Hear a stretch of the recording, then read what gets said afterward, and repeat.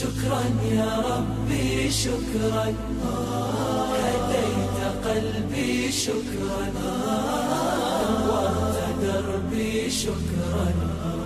شكرا يا رب، شكرا يا ربي شكرا، هديت قلبي شكرا، نورت دربي شكرا.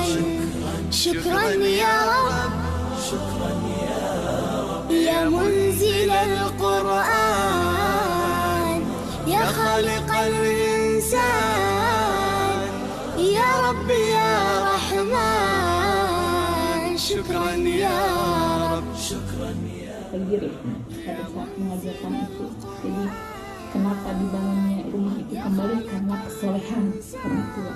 Jadi insya Allah itu yang ingin kami bangun agar kesolehan itu nanti bisa insya Allah diturunkan ya Ustaz. Diturunkan insya Allah.